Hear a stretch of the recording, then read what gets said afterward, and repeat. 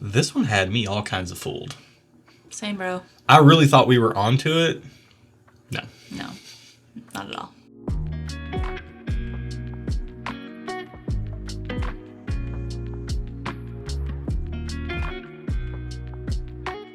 Welcome to the channel, bringing a real-world perspective to the real-world whiskey consumer. I'm Josh. And I'm Erin. And we're back with another Wildcard Wednesday video where we take a sample at random from our pool of worldwide sipping spirits. This could be almost anything, but it's probably Scotch or Irish or something kind of in that general wheelhouse. Or a single malt of some kind from any other country. Right. But we have a few American whiskeys in here. We have a few rums. We have a few things to keep us on our toes, as it were. I hope this is not a rum. I'm not feeling like I want a rum tonight. It doesn't look like a rum. Okay. But what I will say is the reason we do it that way is so that you get the most honest opinions possible. We're totally blind. We don't know what's in the glass. We're just going to evaluate it on its taste. We'll give it a rating. Then we'll find out the price, see if that changes our rating before we find out what we're sipping. This removes all the bias and all the tasting notes we might think, or I might think I'm supposed to get if I knew what we were drinking. And you're just a blank slate and you're going to enjoy it. And speaking of enjoying it, this is extremely light on the color. So this can't have color added to it. I couldn't imagine. This is, I don't even know. This looks like a bunch of ice melted in a real glass of whiskey. Let's smell it. This is real whiskey. Let's find out. Oh, yeah, this is real whiskey. I mean, chances are good on a whiskey channel you're going to get whiskey. Well, we're stuff and whiskey, so there are other things in here. There's stuff, yeah. Okay, this is super interesting because there are some fruity elements like you would expect to experience in a worldwide sipping spirit, but there's an edge here. Yeah, well, it's very alcohol forward on the nose. Very alcohol forward, it's kind of singeing my nostrils a bit. Yeah, and there's a little bit of a note in here too that reminded me a slight bit of like beer, like yeast. Oh, interesting. A lager, something like that, or a pilsner. Yeah, upon just smelling it, or even like a white wine. I can get a white wine. Yeah. But maybe that's because of the color. I need to pretend I don't see it.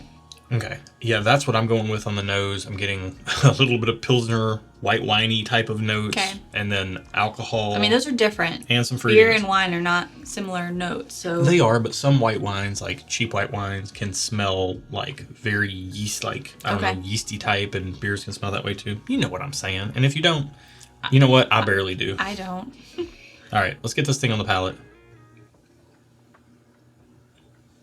This tastes like a good Irish. Yeah, this does taste like Irish. I don't know if I say good or not, but it tastes like an Irish. I like it. It's like pretty standard, which is good to me. I like that. I don't want it to be too much or not enough. Like, I need it to be just right.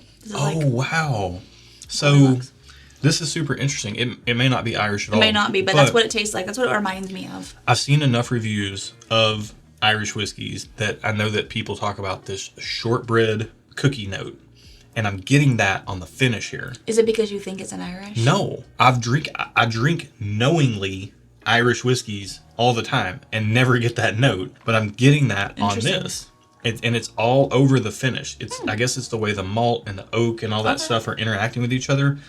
That's very interesting, though. It kind of took me by surprise because I was like, oh, there's the shortbread cookie note that I've not found for years. Well, let's try another sip. Yeah, let's go. There's a little bit of soapiness on the second sip for me. What kind of soap? Irish Spring soap.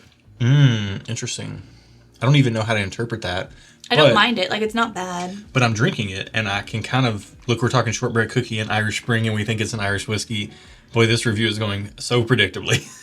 It could also be a Japanese whiskey. It kind of reminds me of some Japanese whiskeys we've had before, too. I could see that, yeah. There's a little kiss, the faintest kiss of a little bit of like barrel char or smokiness from the barrel char, like or something like that. So slight, and it's in the background. I think it's kind of what's contributing to that shortbread cookie note with the sweetness. It's on the finish. Yeah, it is on the finish. This is very pleasant, seemingly. Yeah. It's not blowing me away, but I am kind of enjoying it for what it is. You know what's interesting is I still get that alcohol forwardness on the nose, but I'm not getting alcohol forwardness on the palate.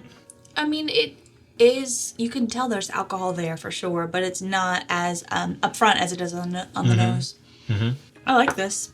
I'm ready. I'm still thinking, but go ahead and give your rating, and I'll have one together by the time you get to me. I'm going to give it a thumbs up. It's a solid pour. I would buy a pour of this at a bar. If someone gave me a pour, I would drink it, and I would say, yeah, I'll take another. Yeah. I actually think I'm going to be in the same place. If I had to pour this somewhere, I would want another glass. Yeah. It's easy enough sipping, but there's also enough interestingness there that it's not boring. The finish is lingering around. It's got like a nice, there's oaky, like a soft smokiness at the end. Yeah, and that's combining with the wood and the fruity elements of the pour and the honey elements of the pour to kind of go really well. Yeah. I can't even describe what the fruit is. It just kind of seems like, generally fruity. Like a general fruit. Maybe like a light white grape. And I don't know if I'm saying that because of the white wine connection I was making with it or not. It might be like grape and pear. Yeah, I can see a little bit of a grape pear togetherness on this. I got some pear. Specifically white grape, not red grape at all. Yeah. So we're going to find out the price, and then we'll find out if that changes our ratings or not, and then we'll find out what we're drinking. All right. So this part's always How much is it? Interesting. Hit me with it. This is $60. Oh, that's not bad. I'm saying thumbs up. I would say that sounds about right. That's a good price point for what I feel like is in the glass. Yeah. I would say thumbs up as well, personally speaking. I would like to have a bottle of this. It's good, solid. Find out what kind of whiskey. Let's find out what kind of whiskey. I was about to say good, solid Irish whiskey. It might not be Irish. Might not be. But I'm hitting the button now, and this is... What to be? This is not Irish whiskey. Of course it isn't. This is a Highland single malt Scotch from the Glencadam distillery. 10 years old, 46% ABV, and this sample is thanks to the one and only Eric David Gunderson, the man with 3 names. Wow, Glencadam 10-year, 46%. This is interesting. It doesn't come Highland. across like a typical Scotch does. I mean, a little bit of smokiness on the back end, yes. But Irish can have a little bit of smokiness on the back end. No? It's far less common. Oh. Cool. Wow. I like this. Yeah, this is really interesting. One more sip now that we know what it is. I've been sipping this whole time. That's good.